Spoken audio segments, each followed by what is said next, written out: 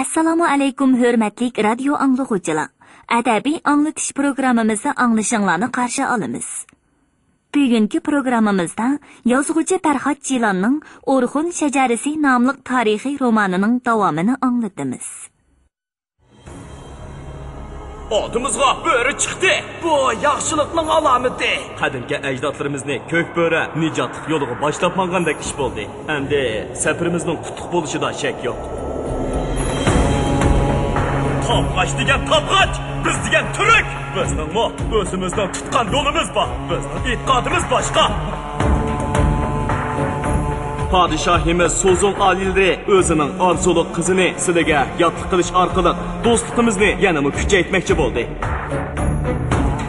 Tangri o'g'li Tavshansunga bo'lgan cheksiz sadoqatimiz bilan jon familiyaliklar jamiyatini yo'qitib, o'rnini qutqizish uchun yurish qilyapmiz.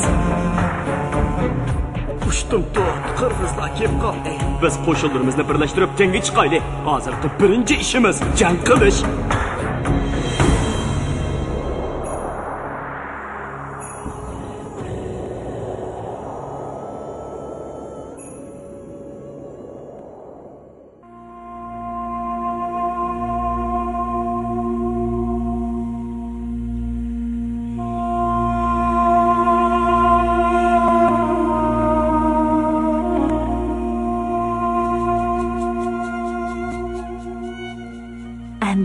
Bayonjur Qag'anning varis o'g'li Bo'g'u Qag'an bu go'zal yayloqqa cho'ng va hashamatlik shahar soldirdi.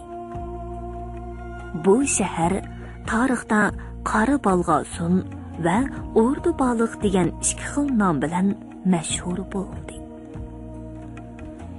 Bo'g'u Qag'an ostona qilgan bu shaharning egiz qo'pirilgan ko'ngurilik sepillari yayloqning yechil orqa ko'rinishida haybatlik surlik manzara hosil qiladi. Yiroqdan kelayotgan 20 chavandoz otlarni yo'rg'ilitib, ana shu haybatlik sepillarga yaqinlashmoqda. Sepilning qari sirlangan yo'g'on temir darvozasi ochildi. Qimmatbaho tovartun kiygan salobatlik bir kishi tulpardek o'ynaqlab turgan qula etini devitib darvozadan chiqib keldida udul yiliqi yiqilib kelayotgan chavandozning oldiga bordi va o'ng qo'lini ko'ksiga qo'yib salom berdi. Qut bo'lsin hurmatli to'rinlarim. O'rdaga marhamat qilgaysizlar. Peqir o'rda ishlarini boshqurg'ichi bosh xo'jador bo'laman. Buyuk Qag'onim Peqirni har qaysilarining oldiga chiqardi. Yiroqdan kelgan chavandozlarmi boshlarini egishib adab bilan salomlashdi. Shahar nihoyatda cho'ng ko'rinadi. Darvozalarmi mustahkam ekan. Shundoq, bu shaharning 12 darvozasi bor. Hammasi mo'shundoq temir bilan qoplangan. Ular shaharga kirdi. Atrofdagi ko'rkam uy imoratlarga qarab, boyiqi mo'ysipit, ya'ni eg'iz ochdi. Bu yerda nihoyatda ko'p ustalar ishlagan bo'lishi kerak, ha? Shundoq. Shahar qurilishiga dastlabda tabg'och va so'g'di ustalardan kelgan. Keyincha o'zimizning ishlamchilarimiz yetishib chiqdi. Selinga daryosi bo'yidimi bir cho'ng shahar bor ekan. Shundoq. Selinga daryosi bo'yida Baybaliq shahri bor. U shaharda asosan boy savdogarlar o'ltiraqlashgan. U Avad savdo shahri. So'g'di va tabg'och savdogarlari doim shu shaharga qatnab turadi. Qarloq, tatar, qirg'iz chorvachilarimi kelib, ot uloqlariga turli mollarni tegishib ketadi.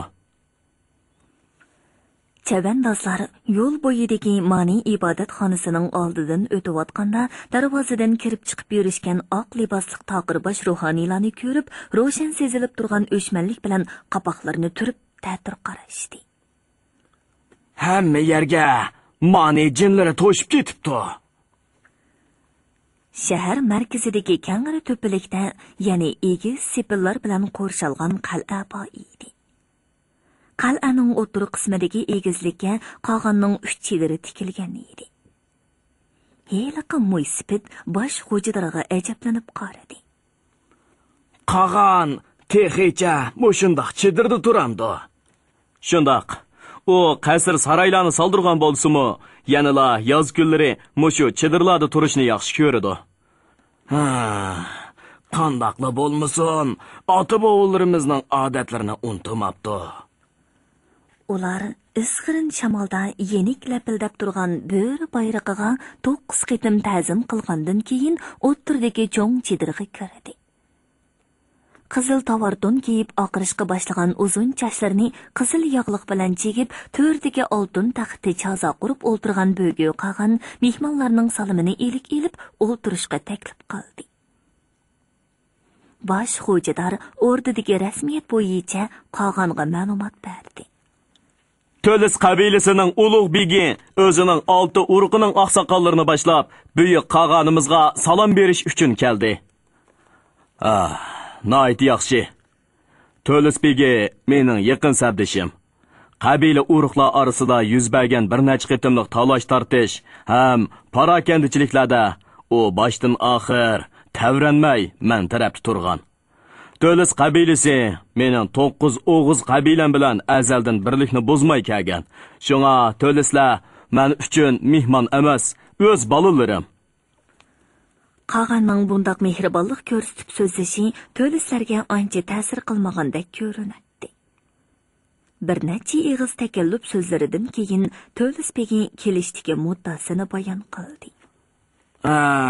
Buyuk qag'anim aytgandek, biz to'lislar boshdan oxir xonliqimizga ham qag'animizga sodiq bo'lib keldik.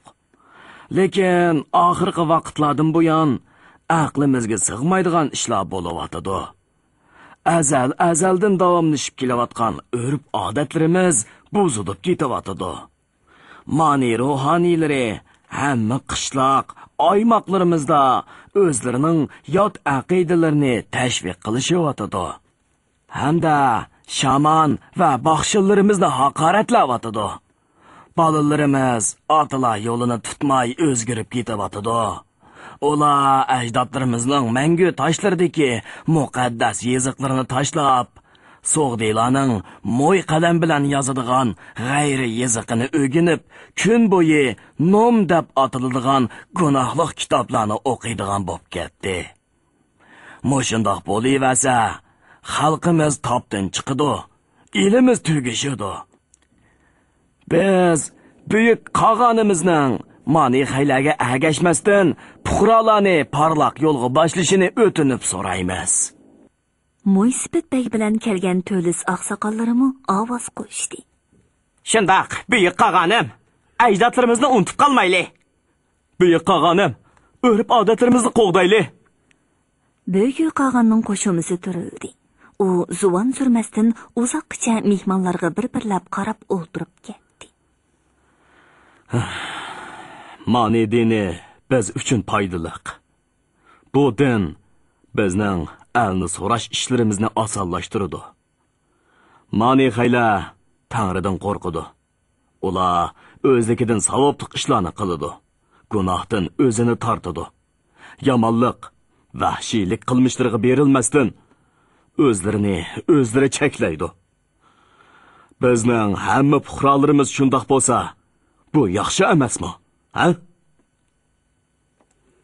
Mehmonlar yana birdam undaq-mundaq deb baqdi-yu, baribir qog'anni qoyil keltirolmaydiganligiga ko'zi yetib, jim bo'lishdi. To'lislar o'rdi baliqdan 2 kun dam olgandan keyin qaytib mangdi. Shahar sepillari ko'zdan g'oyib bo'lib, bir etirliqqa kelganda, ular bir to'p esil sifat chavandozlarga uchrashdi.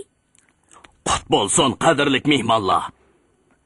Bu chavandozlarning ichidagi choch soqollariga oq kirgan bo'lsa-mu, bo'y basti kelishgan mo'tivar sifat bir kishi ko'tarangi ovozda salom berdi.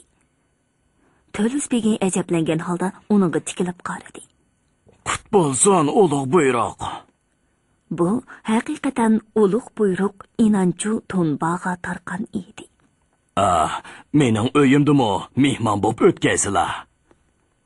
Yana shaharga qaytib boramdoq.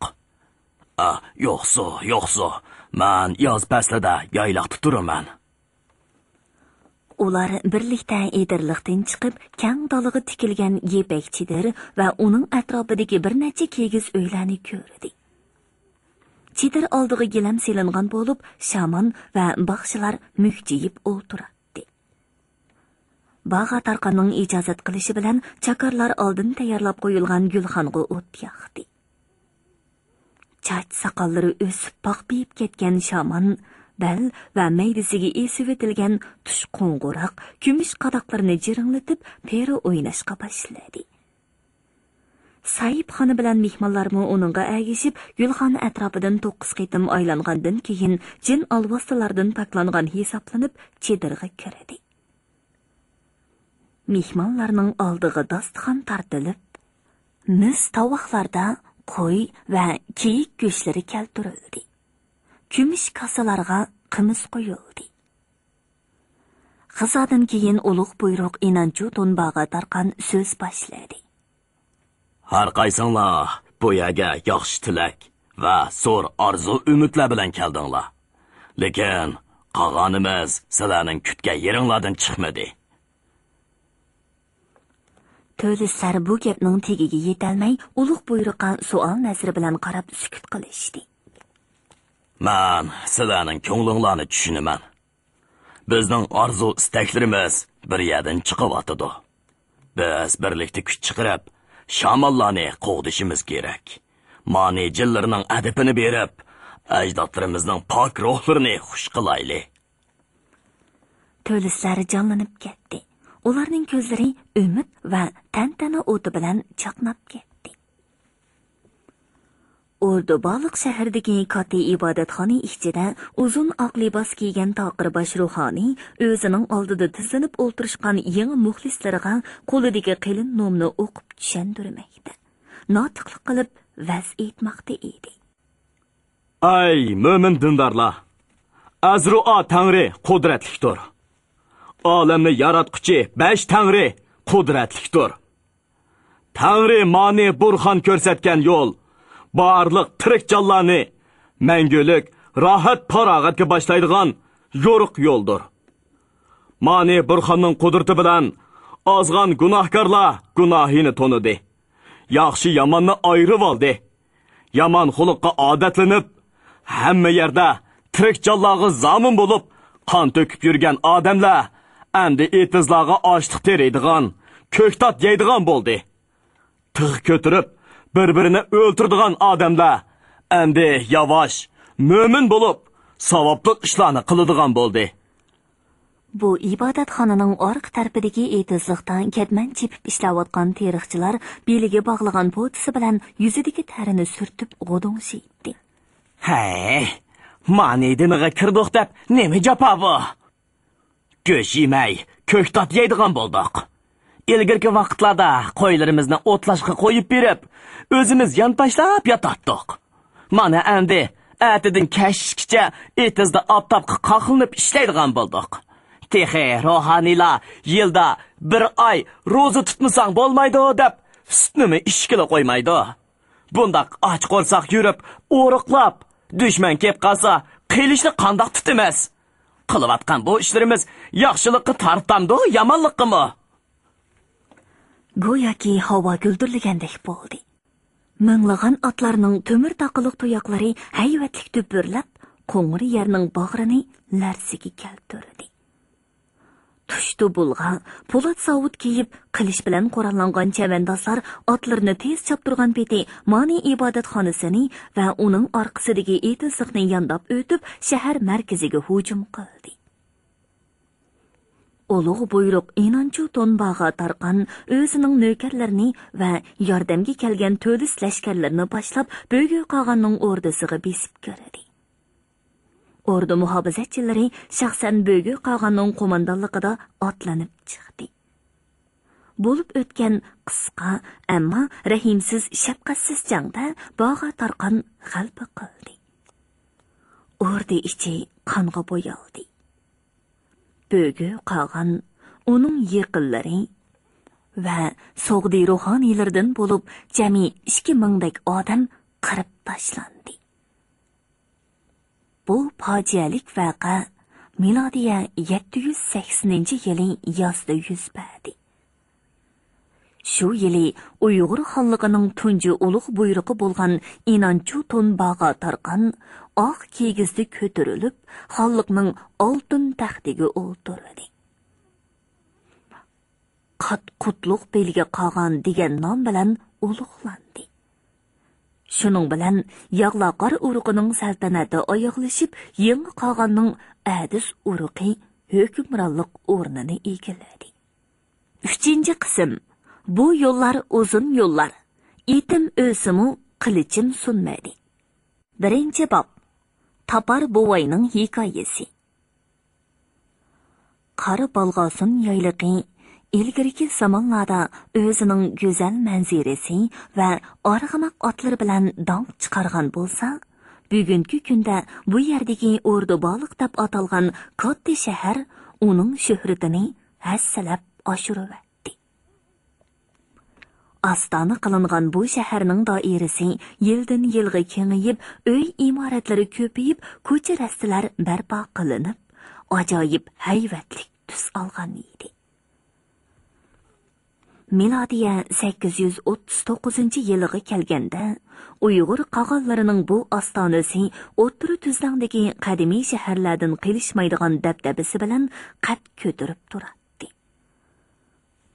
Bu yerga O'rta Tuzlanddan, Tangritog' atrofidagi joylardan va hatto Iran va Arab ellaridan savdo karvonlari kelib ketib turadi. Bir qism sayyohlar O'rdibaliqning hayvatlik sepillari, hashamatlik o'rda qasrlariga qarab hayron bo'lgan qiyofatda so'rashadi. Ilgari bu yerlarda shahar yo'q deb anglagan edik. Asli undaq emas ekanda. Yerlik aholilar ularga iftixorlik tuyg'usi bilan javob berishadi. Ilgari bu yerlarda haqiqatan shahar yo'q edi. Bugun qolgan davrdan boshlab O'rdibaliq, Qotunbaliq, Baybaliq degan cho'ng shaharlar barliq keldi. Undan boshqa yana joy-joylarda kichik qal'a shaharchilarmi bor. Ularmi keyin cho'ng shaharlarga aylanadi. Darvaqa umumiy ahvol shundoq edi. Jumladan O'rdibaliq shahridami qurilish ishlari texicha to'xtab qolgani yo'q. Bahor faslining oxirgi kunlari bo'lib, oltin quyosh yer jahonni qizdirishga boshlagan edi. O'rdibaliq ko'chalaridan birida yangidan bir uy silinmoqda edi. Uzun qora burutliq usta qurilayotgan imoratning tosh yotqizilgan o'li ustiga kesaklarni ratlik tizib, tam qo'pirishga tutish qilgan edi. Dolqin simon qo'ng'ir chochlarini yeshil shoyi yog'liq bilan ching tortib chigib olgan yosh yigit yumshoq seriq to'piga saman aralashtirib, suv quyib loy etmoqda edi. Ancha yiroq bo'lmagan yerdagi eriq bo'yida choch soqollari xuddi yangi yoqqan qordek oqargan buvay tosh o'choqqa o't qalab, cho'yin qozonda go'sht pishiryotdi. Hey, o'tamish! Otangni chaqir! Go'sht pishdi, bu yoqqa kelinglar. O'tamish ismli yigit qo'lidagi ketmanni yerga qo'yib, tam qo'pirayotgan ustani chaqirdi. Ota, bovam chaqiryotdi. Go'sht pishdi deydi. O'tamish bilan otasi eriqda yuz qo'llarini yuyib, o'choqning yenidagi kaslab qo'yilgan ko'taklarga o'ltirdi. Buvay yejir qochilarga sho'rpa, go'sht sup ularga berdi. G'izodan keyin buvay horg'in ko'zlarini o'g'li bilan nevrasiga qaratib, oldirmay so'zladi. Qiyradim. Salomatlikim nacharlashib ketyapti. Tushlarimga ayon bo'ldi. Ota-bobolarimizning ruhlari meni chaqiryotdi. Tunugun ibodatxonaga berib, bosh ruhoniy oldida umrimda bilib bilmay o'tkazgan gunohlarimga tavba qildim. Har kuni atiganda, kashda azru Tangrini yod etib, Mani Burxon haqida ibodat qilyapman. Shundaqdimi, ahvolim yaxshilanmadi. Kundan kunga mag'dursizlanib ketyapman. Ata bir kun ishni to'xtatayli. Shaman, baxshilarni chaqirib kelinglar. Ular peri o'ynab baqsin, pol silib baqsin.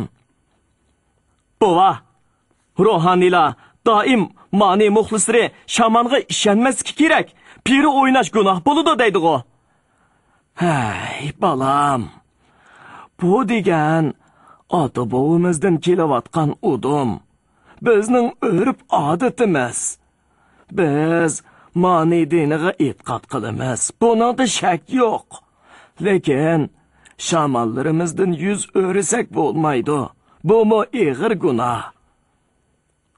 Mani nomlarda tirikchanga uval qilishga bo'lmaydi, go'sht yeyishga bo'lmaydi deb yozilgan. Biz qo'y kalalarni so'yib, kiyik bo'kanlarni ovlab go'sht yeymiz-ku. Hamisha mushundaq gaplarni so'raysan. So'rag'ining mo yaxshi. Ko'p so'ragan kishi ko'pni biladi deydi.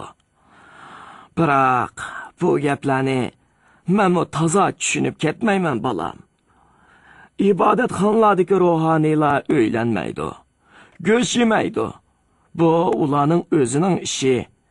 Biz emgak qilib jon boqadigan odamlar go'sht yemasak qandoq bo'ladi? Ammo odam o'ylanmasa, naslimiz qurib ketmamdi, ha? So'ng g'ajilab o'ltirgan o'tir yoshli taqirbash usta, ya'ni O'tamishning otasi so'zga aralashdi. Bundoq gaplarni to'liq o'ylab ketma O'tamish. Tirikchilik qilish muhim. Hunarni ko'ngil qo'yib o'rgan. Otang to'g'ri deydi balam. Sen mo otangga o'xshash usta binokor bo'lib chiqishing kerak. Bu mening otamdan qolgan hunar. Oilamizning shajarasini unutib qolmagan O'tamish balam. Otamning otasi Botason Boqa ismli kishi bo'lib, u o'zi karvonchi, harvikash bo'lsa-mu, binokorlik kasbini o'rganib, yayloqlarimizda shahar bino qilishni orzu qiladi ekan. Lekin u umr bo'yi o'zining bu orzusini amalga oshira olmay o'tib ketibdi. Oxir otam qutatmish, uning vasiyatini ado qilib, bu hunarni o'rganibdi. O yayloqlarimizdagi birinchi turkum ustalardan bo'lib qolgan ekan. Rahmatlik Qutatmish bovam noitim mashhur kishi edi. Qutatmish ustam desa, uni tonimaydigan odam yo'q edi. Sizmi binokorlik hunarini shu otingizdan o'rganganmi? Shundoq balam. U shaxsan o'zi menga bu hunarni o'rgatgan. Burun menimi kishilar topar ustam deb hurmat qilishadi. Endi qeridim. Endi kishilar meni oddiylik qilib, topar bovoy deb otishadigan bo'lib qoldi.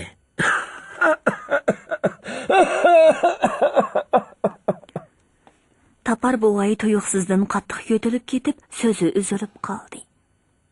O'tamish bo'g'ziga yaqin surilib kelib, uning dumbisiga yenik-yenik mushtlab qo'ydi. O'tamishning otasi yejirg'an ozroq sho'rp qo'ydi. Buni ichi bilan ota.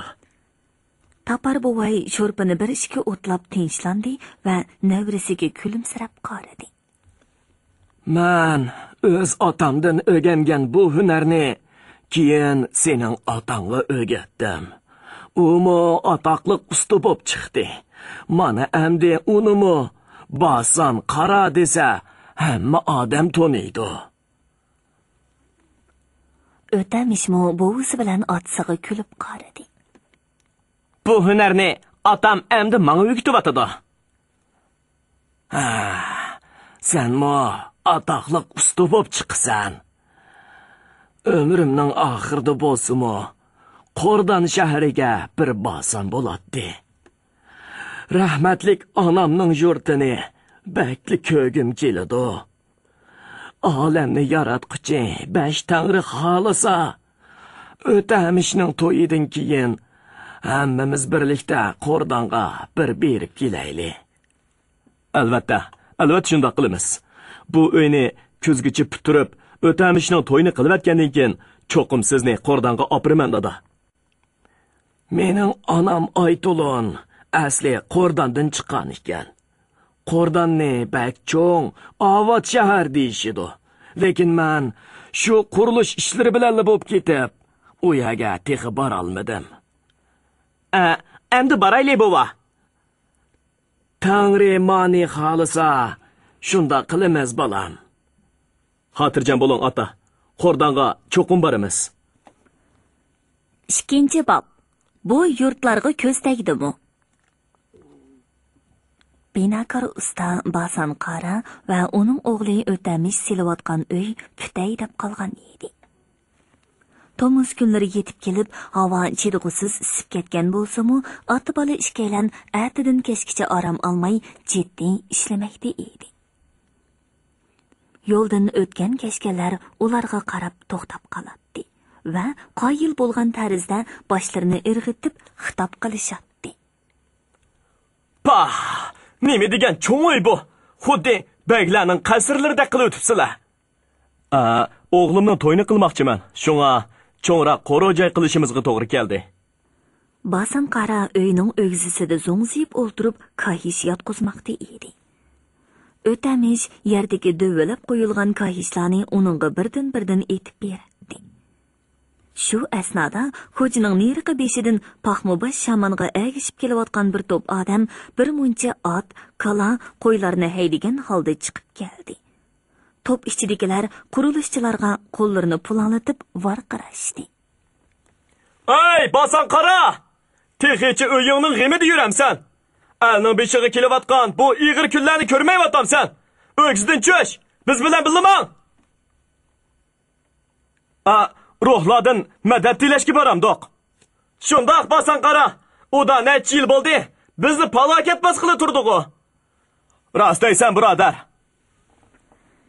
Yosh qeri, cho'ng kichik bo'lib, alohizal 2000 dek odam paxmobash shamonga agishib shaharning sirtiga chiqdi. Yo'l bo'yi kishilar taraf-tarafdan g'ulg'uli qilishdi. Hay, qaranglar. Butun yayloqda o't-cho'pning qurib ketganini 3 yildan beri bir tomchi yomg'ir yig'ib qo'ymadi, ha? Bu bir cho'ng baxtsizlikning beshorati, yurtdoshlar. 3 yildan beri yozda yomg'ir yog'masa, qishda qor tushmasa. Hay, daryo iqillarning suyi tortilib ketdi. Hay, bizning bu yurtimizga ko'z tegdimi nima qarindoshlar? Chorva mollarimiz qirilib ketyapti.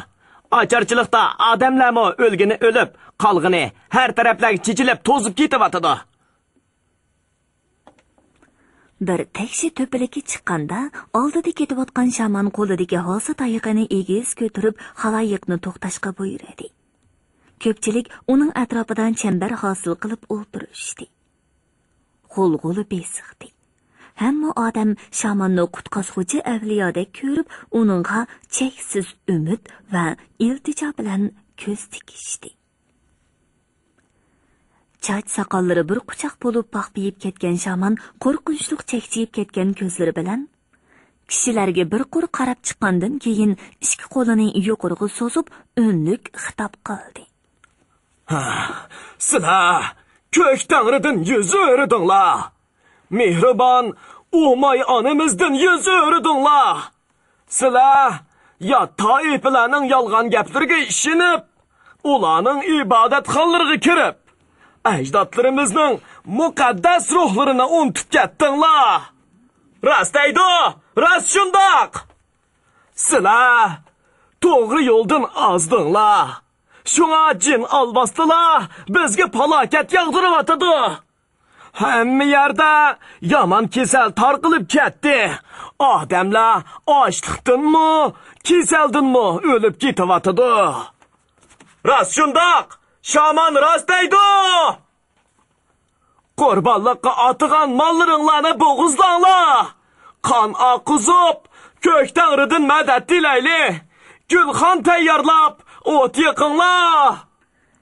Ko'pchilik darhol harakatga keldi. Gulxonga o't yiqildi. At, kala, qo'ylar bo'g'izlanib, gulxon atrofiga tizib yotqizildi. Shaman beliga esilgan qo'ng'iroqlarni jiringlatib, hum deb zikr so'qib, peri o'ynashni boshladi. U tarqarab, sakrab, asabiylarcha varqirash bilan jin olvoslarni qo'g'lab, oxir as-hushini yo'qotgan holda bo'g'izlangan at kalalarning orasida tipirlab yetib qoldi. Ko'pchilik yana g'ulg'uli qilishdi. Endi yaxshi bo'ldi. U ruhlar bilan ko'rishyapti. Shaman o'shig'i kelgandan keyin xaloyiq qurbonlik qilingan hayvonlarni shu gulxan atrofida qoldirib shaharga qaytib ketdi. Qahatchilik ichidagi qattiq kunlari bir-birlab o'taverdi. Shamanning tirishchanliklari bekorga ketdi. Ko'k tangri haqida qurbonlik qilishning foydasi bo'lmadi. Bütün yayloq xalqida yeydiganga yo oshliq, yo go'shtning tayini qolmadi. Ocharchilikda o'riqlab holi qolmagan kishilar orasida yuqumli kasal tarqalib ketdi. Odamlar oila bo'yicha qirilib ketadigan ahvollar ko'rilishga boshladi. Alni vahima bosdi. Jam qayg'usida qolgan odamlar uy makonlarini tashlab, har kim o'zi bilgan yoqi yurtlarga ko'chib ketgili turdi. Ko'chalarda odam ko'rinmas bo'lib ketdi. Egisiz qolgan uylarning eshiklari hong'irqay echilib turadi. Hunarvan kasblar do'konlarni taqashdi. Savdogarlar bu yerlarga oyoq bosmaydigan bo'lib ketdi. Ba'zan qara texicha bo'shashmay uy silishni davomlashtirdi. Bu uyning o'g'zisi yepilib, eshik derazalari o'rnatilib bo'ldi. Endi tomlariga samonliq loy bilan suvoq berib asala ish bitdi. Tapar buvay o'g'li bilan navirsini chaqirdi. Bir oz dam olg'ach qo'rsoqni to'qlib olinglar. Go'sht yo'q bo'lsa-mu, ozroq teriq yeyli. Shu asnoda yiroqdagi g'uva ko'rinib turgan etizliq tarafdan yosh bir qiz yugurib keldi. O'tamish. Aytizim, nim bo'ldi? Bovam bilan otamdan doim qechib yuratdim. Bugun hajab oldirab kelib qolsan-ku. O'tamish, otam bu yerdan ko'chib ketamiz deydi. Ha? Qachon? Nega? Bilmayman, ish qilib bu yerdan ketmasak bo'lmaydi deydi. Nim bo'ldi qizim? Uy ichi tinchlikmi? Aytuzun o'zini besib ololmay yig'lab tashladi-da, orqasiga burilib, yiliqi etizliq tarafga yugurib ketdi. Bu qiz asli O'tamishning loyiqi bo'lib, uning oilasi yiroqda ko'rinib turgan oshu etizliqda dehqonchilik bilan shug'ullanadi. Aytuzunning otasi Tukal bug'a texi bir oyning oldida Basan qorining elchilariga dasturxon selib, bu orzuliq yolg'iz qizini uningga kelin qilib berishga rozilik bildirgan edi. Endi uning tuyuqsizdan ko'chib ketmoqchi bo'lgani qandoq gap? Tapar buvay, Basan qora va O'tamish qizning kaynidan oldirab mengishdi. Hay, bu yerdan ketmasak bo'lmaydigan yeriga kelib qoldi, tuqqanlar. Har ish bo'lsa-mu, maslahat bilan bir nima deyishmandoq. Hammamiz birga ketaylik tuqqanlar. Hay, etizg'i terigan oshliq, ko'ktotlarimizning hammasi qurib ketdi. Suv yo'q. Kala, qo'ylarimizning tangdan to'lisi o'lib ketdi. Bu atrofdan tuzukrak o't cho'pmi topqili bo'lmasa. Hay, bu yerda turaversak, ochliqdan o'lib ketamiz. Aytuzunning onasi bultur yozda qazo qilgan edi. Mushundoq ochliqdan, kasaldan o'lib ketayotganlar ozmi? Ha? Tunugun kechda neriqa ho'yladagi qo'shnimizning sopsaqli bir o'g'li o'lib qopti. Texi o'ylanmagan yigit edi. Bu jahonning ishchi nima bo'lib ketayotdi? Bizning bu obod yurtlarimizga rostdilla ko'z tegdimi? Bir chetda beshini sangilitib turgan Aytuzan yog'liqining uchi bilan og'zini etib olib, esadab yig'lab ketdi. Bizmi ketaylik, ota? Ma'qulda, bizmi ketaylik? dedi O'tamish otasiga yaqinroq kelib. Basan qora ko'nrab rangi o'ngib ketgan yog'liqini toqir beshidan yo'lib olib, ikki qo'li bilan mejiqlig'ili turdi. Ketmay turaylik, Tukal bo'g'a. Al nima bo'lsa, bizmi shu? Ota bovularimizdan tortib, mushu yerlarda yashab keldik. Endi nega boramiz? Bu kunlarmi o'tib ketar. Silayotgan uyimiz putay deb qoldi. Bolalarning to'yini qilib o'taylik. O'tamishning onasi tugab ketgilgimi? Mana 2 yil bo'lib qoldi-ku. Qanday qilamiz? Taqdir shundoq ekan. ishga oila birlashib jon beqishning amalini qilayli. Tirikchanda umid bor, g'ayrat qilayli.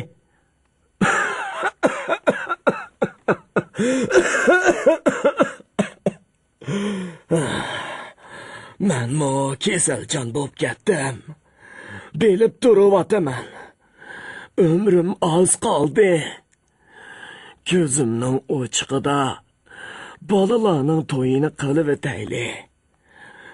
Tukkal bug'a, senmi o'z bolamdek kichikdan tortib ko'z oldimda cho'ng bo'lgan. Obdan o'ylab boqin, obdan o'ylab boq. Qolgan gaplar bo'lsa, keyin yana so'zlashayli. Ma'qulamsa.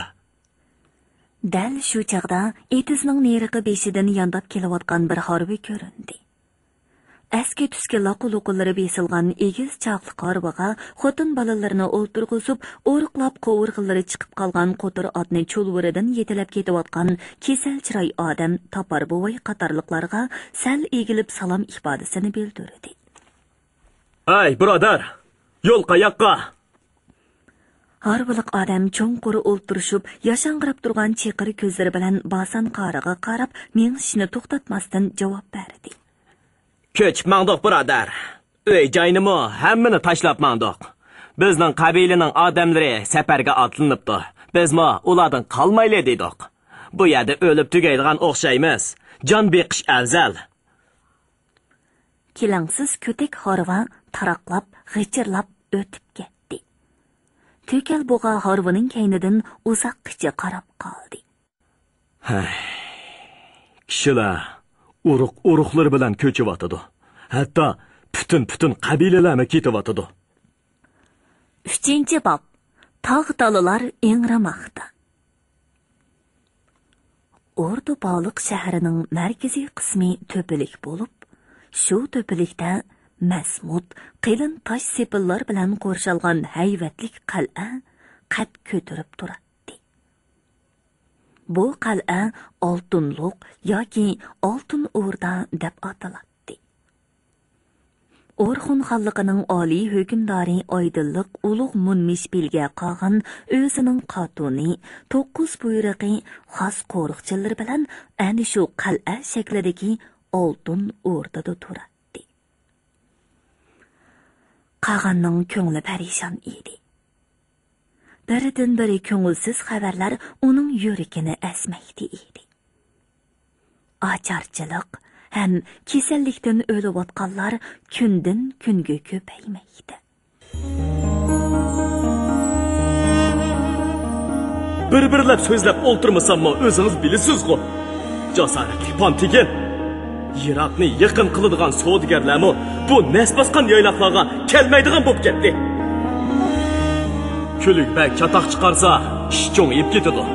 Siz darhol qo'l ostingizdagi qo'shinni boshlab, harakatchilikni to'xtating. Kulukbek bilan ko'rishing. Kun tangrida bo'lmish, Oydinliq, ulug' munmish belga qolgan sizga yorliq tushirdi. Qolganning buyruq tushirish huquqi bor.